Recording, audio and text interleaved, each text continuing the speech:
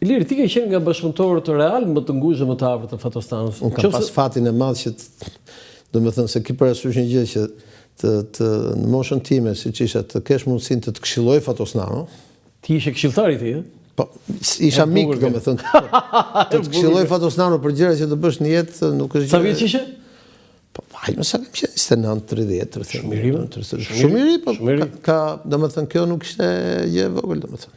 Tani, qëse është një histori që do ta ndash, do ta tregosh. Sa vjen, po mirë pa, një nga ato që ti do ta ndash është edhe bukur, është edhe për ka hilaritet, po ka dhe po mos të vi keq sepse un kam shumë histori me Fatosin, po që këto gjërat private un nuk do t'i ndaj. Jo private, po Ilir, jo, se ka dhe momente që ti se është familja që është mes ku do. Jo, po them gjëra që ti të ka lidh puna Ilir, nuk po them gjëra që lidhen me familjen, po gjëra që të ka lidhur puna dhe i ka zgjidhur ti ke thënë wow, si e zgjidhi ky këtë, me atë natyrën e vet, kaq se ai i vlerësoi më shumë truri.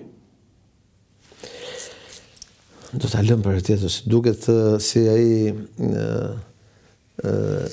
si ai skeçi që ka bërë Kushërim Plumkulla doni më për Belulin dhe unë nuk duhet të flas doni më për Belulin. Ai bëri 1516 ditë burg, 3 vjet 16 ditë burg. Ajo është një periudhë që unë se kam njohur Fatos. Po pra, a ndryshoi burgu Fatosnanës se ti se ke njohur se që është shumë i vogël atë? E ndryshoi shumë, por gjërat që di unë për burgun e tij lidhen me faktin që në mënyrë të pa kontestueshme ai ka vuajtur shumë periudhën kur i vdiq nëna. Maria. E cila ka qenë një pedagoge e shuar e anglishte së shkollës Skënderbej, shkollës time dhe shkollës tënde. Edhe ai ka vuajtur shumë faktin që nuk i qëndroi dot nënës afër në ditët dhe në orët e fundit, pasi drejtoria e famshme e burgjeve të asaj kohe nuk i jepte leje, domethënë kjo është gjë. Nuk i jepte leje. Kjo është gjë që ka vuajtur shumë. E ka vuajtur shumë. Po, e ka vuajtur dhe thoshte gjithmonë. Megjithatë ai mbajti një fjalim atje, tha edhe lufta ulen armë.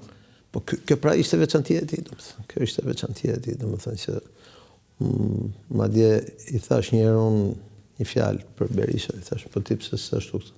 Ta mund tha edhe ti idiot si këta tjerë ti, tha me këtë mendje mendon, tha që po ç'a të bëjmë, tha ai profesion gjysmën tjetër të popullsisë, ç'a të bëjmë, filloi luftën civile se më thotë mu futen në burg. Se ti i the futen në burg. Jo, i thash pse se futen në burg, i thash. Po isha unë 31-32 vjeç, ato më pse se futen në burg, tha unë, tha po. Tha i fjalë tjetër, tha, po edhe ti trap si tjerë ti, tha se. A kështu tha? Po, në fakt tha një tjetër, po më të rëndë, ti e përktheve në ship. Tha unë, tha, po domethënë Fatosi ishte nga ata njerëz që shkonte truri i tij shkonte me shpejtësi të madhe shumë larg, kupton. Edhe ato nuk kam qenë prezent në disa nga takimet e tij të mëvonshme me Berishën. Po? Në cilën mua më bënte përshtypje dhe shikoja, për shembull është momenti kur u bë topi president atëherë, edhe unë e shikoja, thoja, po ky deri para 10 vjetësh në Luksemburg këtë. Unë mendoja si për veten time, kupton? Po, ky ishte Fatos. Të bjerë një në qafshë dhe ta tregoj unë. Po, ky ishte Fatos, ky ishte Fatos. Dhe kishte një gjë, për shkak të Marijes, në nëzet, ai kishte një respekt madh për gjithë ushtarakët që kanë qenë në Skënderbegës. Me vërtet. Po, për shembull, kur bëri atëherë plumqazimin shef shtabit. Po. Një nga arsyet ashtu ishte se kur e mori vesh ishte Beks, meqenëse generalin ti e një ashtu. Po e një shumë mirë. Kam respekt. Ishte se kishte qenë një nga studentët e Marijes, domethënë që ashtu dhe kishte. Domethënë kur fliste për Beksat kishte një kështu rrinte gjendë se thoshte se njifte që nga kështu domethënë karakterin dhe forcën e karakterit që po sigurisht pastaj kishte ato ironinë me cilën për shembull kur vendose që të tallte dikën e bënte edhe publikisht dhe privatisht pikërisht për të thënë që ore shiko se po ja put kot ose shiko. Por Fatosi kishte këtë gjë, delegonte. Partia Socialiste ishte demokratike në atë kohë. Unë e them shpesh që votohesh në kryesi me 2 apo 3 kandidat për një ministër. Jo, votojnë kryesi, po votojnë çdo organizatë bazë. Jo, flas që ishte live kjo.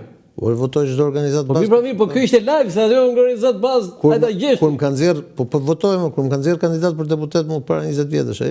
Unë duke qenë që vije nga familje djathtë në Zëmblak Korçës edhe më thot mund të nxjerrësh, thot ishte bashkë me Gramozin, po shkon merru vesh me partinë vetë atje, thot se s'do rrit të merrem unë çaj kokën vetë. Edhe shkoj unë në fshatin Çiflik të Korçës, që është hyrje të Korçës.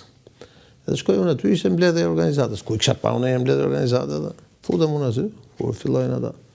Ti je nipi filani, ti je ashtu pararësit balliste etj etj. Thash, unë çpat, që erdha.